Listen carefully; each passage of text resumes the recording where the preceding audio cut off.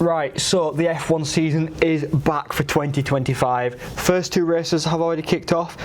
China and Australia. Other way around though. Australia and China, and That's Australia was where first it's where we will begin. Yeah. Secondly, as far as first races go, It wasn't a bad pretty first race. It was pretty chaotic. Yeah. It was probably the most chaotic one since the 2020 Austrian Grand Prix, the first one out of lockdown, which you'll forget is the first round of the season. But that had 11 guys finish the race, I believe. Yeah, it was a pretty hectic one. I think I remember that. It was just constant, everyone falling over because of attrition. Australia was similar, except it was mostly because of They were driving boats. Yeah. Kicking it off in Australia. We'll kick it off on the formation lap. Yeah, the formation lap. Poor old Isaac Hadjar. He put it in the wall. Qualified Bless him. highest to all the rookies as well. Yeah, it was as well. Do you know what? He had a good weekend up until, and we'll get onto it. He's actually had a pretty, besides that minor. He's had a solid start to the season. Yeah, it could also be the Racing Bulls is a good car, but besides that minor falling over, which he fell over at the first hurdle, literally spinning on the first corner. Yeah, he hasn't had actually a bad start to the season. Yeah. He's been quite impressive, especially he's the last person to be confirmed. Yeah. I feel like there could be a bit of like everyone looking at him going, he's the last to be confirmed. It was just a rush pick, but no, he's actually done. He's actually done pretty well in that car. Yeah, and obviously to be expected second in the F2 standings. Yeah. We'll work our way through the rookies to begin with. Actually, you'll work our way through because it was not a good weekend and a good race. No, it was not a good race for the rookies. The race started. It was, if I remember rightly, it was a Norris on pole. Norris on pole. It was a McLaren front row lockout. Yeah. Verstappen got the jump on Piastri at the start. Yeah, master in the rain. He had a brilliant good start, but then obviously they all survived the first bit. They did. They all survived up until about turn 6. Till turn 6. Jack Doohan, he just dropped it coming out the corner. Yeah, it was weird. Like Martin Brundle was saying it on commentary. He was saying they all looked like as a result of downshifting and upshifting. Yeah, it was kind of like a copy paste incident for all the rookies. It was as if like not just the rookies. Not first just the rookies, bit of the safety car period. Yeah. Carlos Sainz on his Williams debut. Same lap as Doohan. Yeah, the bit of a curse. There is. There's a start after. There is a bit of a winner's curse forming. Yeah, just a little. Leclerc won in 2022 and retired in 2023 on lap 1. Yeah. Verstappen won in 2023 and retired on lap 3. Sainz won last year and retired on lap 2. 2. Yeah, so in the first... was it lap 1? It's lap 2. Was it? Yeah. Well... They're close enough to lap 2. Yeah, it was on the final corner lap 1. Yeah, but there is some curse forming for the winners there. But just like that, 3 cars out in the blink of an eye, you're starting to wonder, is there actually going to be any left? Yeah, and then we had the safety car. Yeah, and then... It was looking alright till Fernando Alonso binned it. Yeah, but there was a period of racing going off there. Yeah, there was a period of racing going off. Which for a bleary-eyed 4:30 in the morning, well, a bit longer than that now, about 4:45. Yeah. Bleary-eyed, it was like, thank God we've still got, we've actually got a little bit of racing going on. And then Verstappen had started to drop back a little bit by then. Yeah, behind Norris and Piastri. Yeah. They had a decent gap out front. They did at some point, but I think that Verstappen was having his own struggles. Yeah, it was his tyres I think he was struggling with. Yeah, he actually had gone dry by this point, did it not? It had gone near enough dry. Not fully dry. Near enough dry. And then Fernando Alonso binned it? Yeah, he did drop it just on the crossover.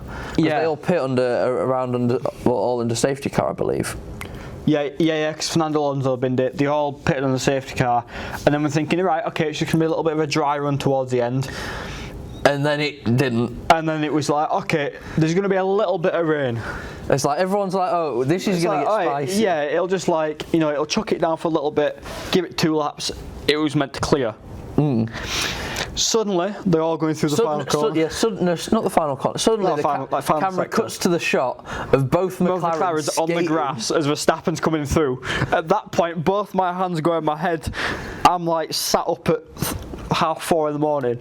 It was like 5 at this point. Yeah. And I'm like, I I think I had my own little Mark Webber moment at Baku. Yeah, with a scream. Yeah, a silent scream at R5 in the It morning. was not silent. Oh no, it was not silent.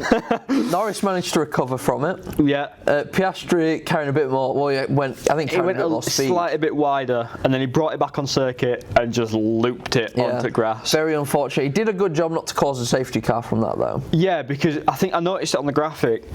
He actually they thought he got stuck, so it put that he was out of the Grand Prix. Yeah, and he no, kept he it. just whacked that thing in reverse and just backed Which it off the grass. actually ended up, I won't say winning the race, because Norris had a lot of pace then, but Verstappen would have taken the lead, because it would have been a safety car. Oh yeah, definitely. So he, in his own way, did a very good job there. Yeah, I mean, then the race order came all over the place. I think at one point Hamilton was leading on his Ferrari we debut. had Verstappen leading, then Verstappen boxed. Then I'm pretty sure we had Hamilton leading. then second because Leclerc had looped it. Yeah, Leclerc looped it as well. Yeah, and then Ferrari dropped an absolute disaster class and boxed them too late. Yeah, which it's not been a great. We'll get on to that, but it's not been a great start to the season. It was. And then it was Gabriel Bortoletto. Yeah, that actually caused that safety car. Yeah, Bortoletto and Lawson, the same lap. Sip replaced the same Bortoletto's was really weird. Yeah, they haven't confirmed it, but I think it was a suspension failure. Yeah, his suspension card just went. Must I say though, that was a very good first weekend from him, because he made it out of Q1 in the Sauber, which outqualified Hulkenberg. Yeah. Which I don't think I was expecting. No, I wasn't. The Sauber this year is more of a car. Yeah. They've already done better than they did last year. They scored more points in the first race than they did last year. Yeah, thanks to Hulkenberg. But obviously, I think Bortoletto's had a decent start to the season this year. Yeah. I'm very happy with that as well. Oh yeah, definitely. Unlike the Red Bull fellow who crashed on the same lap as him, Liam Lawson. And I've said just as before we started filming, there is something fundamentally incorrect with that Red Bull car. There is something, because you refuse to believe that Albon, Gasly, late stage Perez and Lawson are all bad drivers, because they're not all bad drivers. No, because they've proved it in other cars. Yeah, so there's something fundamentally wrong with Red Bull. And like, granted, you can build the car around Verstappen. I understand why they built the car around Verstappen. He's a generational talent. I mean, you saw what he did with a car that did work. He won everything. He won pretty much everything that year. But something is fundamentally incorrect, because I refuse to believe. I said it was the wrong choice to put Lawson in anyway. Yeah. Because he has 12 races. But I refuse to believe that he's P20 bad. Yeah.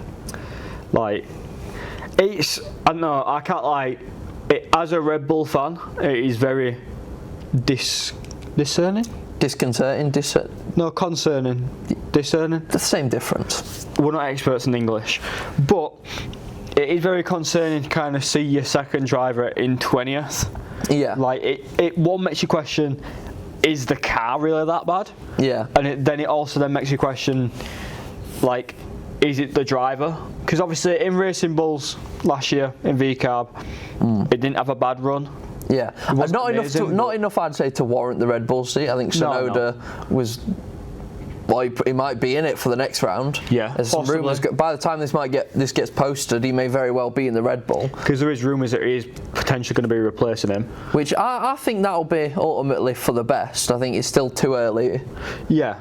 I think it's way too early for Lawson, and I think he needs at least a full season in that car. He's a full season driver. Yeah, that's what I mean. A full season in a car at least. But like, you've just destroyed his confidence now. Yeah, and potentially his career. Yeah, because guaranteed, if knowing Red Bull, they won't drop him from the Red Bull into the VCARB. They'll just drop him entirely. Yeah, but going back to something fundamentally being wrong. The fact is, this isn't anything new. No. Even when Verstappen's debut came from them dropping Kvyat after 4 rounds. Yeah. Something is fundamentally... There's something kind of going on. It's a bit of a weird one, isn't it? Yeah, and what the worry is now, they're going to try and rush Arvid Lindblad in. Yeah, or these talks of potentially getting Colapinto. Yeah. Well, because I'm going to say this, Lawson's not to me, he's not a world title winning driver. No, he's not a world title winning driver, but he's not a bad driver. He's not a bad driver, yeah. So like you see some drivers coming up, and you go, he can win a world title. Yeah. Out of the rookies this season, you can look at like Jack Doohan and go, he's good, but I don't think he's going to win a title. No, there's a lot of drivers on that grid currently that you kind of see and you think they're not going to win a Ollie title. Behrman as well. Yeah. The only really big ones I'd say is Bortoletto and Antonelli. Bortoletto, I don't know yet. It's a bit too early. Yeah. Antonelli, you can kind of look at and go, yeah, you've I'll got say a chance. Bortoletto because he won both F3 and F2. Yeah. He's coming off such a hot streak of momentum. He's in the Sauber. Yeah. He's going to have to build some time. Also, the issue I've got with Bortoletto at the minute is, unless the Audi's really good, he doesn't really have anywhere to go from here. No, because he wasn't exactly a Ferrari. He was affiliated to McLaren, but he's left that to join. Yeah. And McLaren unlocked Piastri, signed contract as well. Yeah, extended for quite a few years. I mean, if it ain't broke, don't fix it. Yeah, exactly. They've won the constructors title. Unless that McLaren kind of does go broke again, I don't see him leaving. Yeah, and I think looking at these first 2 rounds, most likely a McLaren driver will win the championship. Yeah, but there's still a lot of season to go. There's still a lot of races to go. Constructors wise, they've got a head start. Yeah. Ferrari seem to have shot Not that much of a head start though, looking at it. Well, the Mercedes are second out of everything. Yeah, that Mercedes. Do you know what you were saying it just before we started filming? Before the season, we were thinking, right, it's going to be both McLarens and Verstappen. It's now looking like and the Ferraris, but it's now looking like both McLarens, Verstappen, Russell, and both Ferraris, and potentially Antonelli if he keeps on this form. Yeah, because Ante, he's had. Honestly, it's a bit hit and miss. He's been pretty consistent. I mean, all right, if start at P8, finish P8 in China. He qualified P16 Australia. Yeah. That's not a good start. No, that was a horrific start. He recovered all the way to P4. That was a great drive. All right. Obviously, it was helped with safety cars and DNFs and everything. But you have to be there, and besides his spin, and realistically, there wasn't a lot of drivers. Well, you look at every single other rookie, besides Ollie Behrman, which he had a torrid weekend. Australia, he was constantly round. I mean, he was the best of the rookies. Yeah. P40's China was a bit more disappointing. Qualifying wise, he was just P8 and P8. Yeah, his China was more promising, obviously. And qualified. Oh, you're about Antonelli. Yeah, Antonelli. I thought we went to Behrman. But yeah, Antonelli, yeah. His China wasn't great. I mean, he got driver of the day for some reason, which even he couldn't understand why he got it. Which the fan voting, that's a different topic. Yeah, that's a completely different ballpark. Let the fans do what the fans want to do. Let them be delusional. Yeah, we have. Yeah, we have let them be delusional. Keep going. Yeah, welcome back to Harvey Talk Speed and Sport. Lewis is gone. But I've lost my train of thought now. No, Antonelli. Yeah, he's doing about. He's doing all right. I think with all the hype, people say he's been a bit underwhelming, but I think especially the first half of this season, it's a bit hard to say somebody's been underwhelming compared to say that we were two races in. Yeah, I think give it half a season and we can see kind of where he is. But I think it's been he's literally fifth in the standings at the moment. Yeah, exactly. There's not that much to complain about. Exactly, fifth in the standings, and he could have got a podium on his first race. Yeah, George Russell though has been. He's been very good. Last season was his best statistical year. Yeah. With 3 race wins? Yeah, this year it's already looking promising with the podium in both of the first 2 races. Was it 3 or 2? He won at Vegas, he won at Austria. He won at Vegas. I think it was just 2. Austria. Yeah, it would have been Spa, but he got disqualified from that. Yeah. But, 2 podiums, 2 thirds, he's been very quiet up until now. Yeah, I've noticed it's been whenever he's get your words out, Harvey. He's not exactly been a driver where you've looked at the standings and Chuffenel Russell's gaining. It was kind of you look at it and you think, oh, Russell's there. Yeah, currently sat 3rd, right behind. In some ways, I was kind of hoping towards the end of the Chinese Grand Prix, which for the most part was a bit dull. It was. Get out. But Norris had that issue right towards the end, and I was sat there going, please go in one of those low-speed corners, because then there was a universe where Russell actually left China as the championship leader. Yeah. And I would have been like, it's round 2, but still, no one would have expected that. Oh yeah, no, round 2, and it would have just absolutely crushed kind of Norris's confidence in a sense of kind of coming out, going in as a championship leader and coming out as not. Yeah, moving on to China though. I mean, it was Oscar Piastri's weekend. It was his weekend from kind of start to finish. Really. Redemption for Australia. Yeah, definitely. I mean, he had a great qualifying sprint. He got second. Yeah. Actually, speaking of, not speak of the sprint. No, because we hate them. But the sprint did see Lewis Hamilton take his first win in that Ferrari. First pole and first win. Yeah. He got a good points haul, and I think what it most importantly proved is that McLaren aren't going to dominate. No, they're not going to dominate. Hamilton was able to go in that car and bring a comfortable gap out. Yeah. Obviously, I mean, he gapped Verstappen. Yeah. It gapped Piastri. Verstappen had a torrid time, that Red Bull. Yeah. I'm thinking, though, looking at it now, I think both McLarens have already won. I see Russell winning, Verstappen winning. I see both Ferraris winning. Potentially Antonelli win. Potentially. If Tsunoda gets promoted to Red Bull, very potentially. Yeah, that's a wild card. But it's looking... Overall, we could even possibly see a Williams win this year. Well, I was going to get onto that. It has been surprisingly competitive. Yeah, between we had a Williams leading the race for the first time in God knows how many years. Yeah. Which was pretty funny. Yeah. Oh yeah. Yeah. Albon leading the race on his birthday. One of the only few drivers to do that. One of the only 10.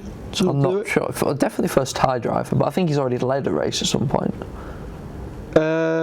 He might have briefly led one of those in his Red Bull stint. Yeah, I think he briefly led one, but as in, like, he's one of the only drivers to lead a race on his birthday. Yeah, but I keep saying, but if like look into it now, Ferrari have had a really bad time getting disqualified from China. They've had a horrific one for 2 separate reasons. I still think they'll be able to bounce back. Yeah, definitely. I think it looked more promising weekend for the Ferrari. I mean, Charles was able to do wonders in that car with that broken front wing. Yeah. Hamilton looked pretty quick. He took a gamble which didn't pay off. Yeah. I mean, all right, fair enough. He was closing quickly on Leclerc and Verstappen, but then Verstappen overtook Leclerc and gapped Leclerc and yada yada yada. Ultimately, both ended up getting disqualified anyway. Yeah, which promoted, believe it or not, Ocon in the Haas up to P5. Yeah, well, that's what I was going to get onto. At the minute, it's just Alpine who haven't scored points. Yeah. And they've kind of got unlucky because Gasly, if I'm looking at it now, I mean, he finished P11 on the road in both races, was obviously disqualified as well. Oh yeah, I forgot Gasly was disqualified. So Alpine will definitely score in the next, I'd say, 2 rounds. Yeah. Through Gasly. And that means everyone would have scored early doors. And there's been some surprise results, like the Haas Ocon. You looked at that first weekend and you would have gone, oh, Haas have gone back to 2021 Haas. Yeah, that's what worried me when I looked at that first weekend. I thought, bloody hell, we've got a Haas that's like a tractor again. Yeah, but they've literally just went and subverted that straight away. P5 and P8. Behrman bounced back from one of the worst weekends he could have had. Yeah, to one of potentially the better weekends he could have. Obviously finishing P8 after both disqualifications. Yep, points on the board. He dragged it into the points himself though. I wouldn't say he dragged it, that Haas drove pretty well. Yeah, he drove pretty well, but as in like he actually made his way up to the points. Yeah, and Ocon said after they still not feel perfect in the car. No. So to finish P5 and still not feel perfect. Because I can guarantee that Haas is a completely different machine to drive to the Alpine. Yeah. I mean, it's French. It isn't French for a start, so it won't break down as much. But yeah, he's gone from going, "Why is the engine going?" Oh, it's blown up to, "Why is the engine so loud?" Oh, it's American. Yeah, exactly. Sauber as well. Hulkenberg scored points. Yeah. They still seem to be. They're not. They seem to be ending it like they ended last year, so they're not last. No, but they both made it out. They both made it out of Q1 at one. Yeah, definitely. At some point, and I still see points on the board for both of them come the middle of the season. Yeah. Still think they'll probably end up last, but a strong start. Yeah. The biggest, well, not the biggest. The Aston Martin.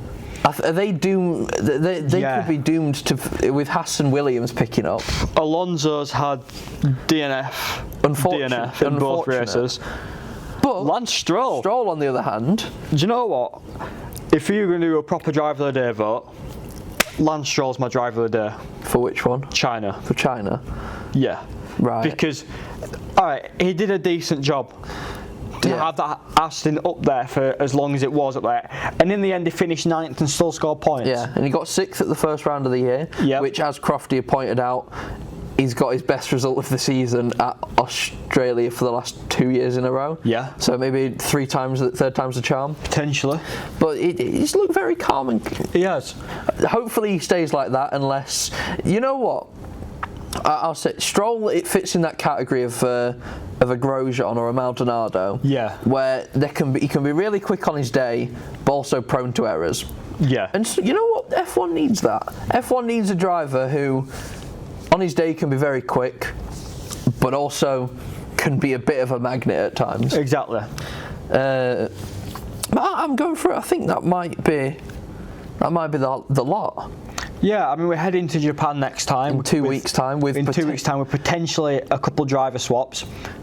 Yeah, I think the most likely one is Tsunoda and Lawson just straight swap. Yeah. I think it'll be way too harsh to demote him. Yeah, to demote him and then get Colapinto in or get...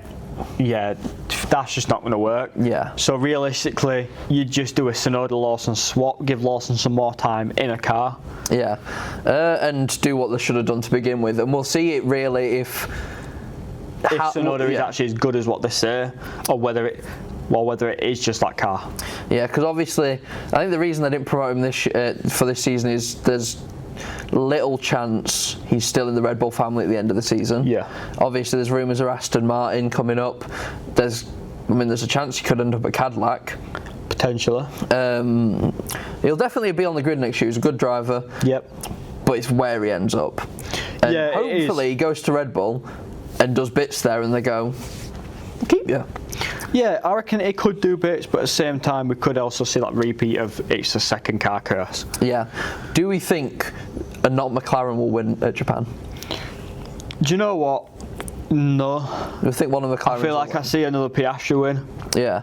Or hopefully a Ferrari bounce back. I won't mind. I'm hoping we get to this middle stage of the season and we're looking at it now and we're going, there's both Ferraris, there's both Red Bulls, both Mercedes, both McLarens, all, you know, still being able to duke it out week in, week out. Yeah, yeah, definitely. I'm hoping we're not going to see one team just, whether McLaren drop off or whether another team pick up and kind of jump ahead of them. Yeah. I'm hoping we kind of don't see that. But I think that's it from us. I think that is it from us. We'll see you back after Japan. After Japan? Potentially, yeah. No, I should definitely hopefully see you after Japan. Yeah. Maybe before. Maybe before, maybe after. But that is it from us.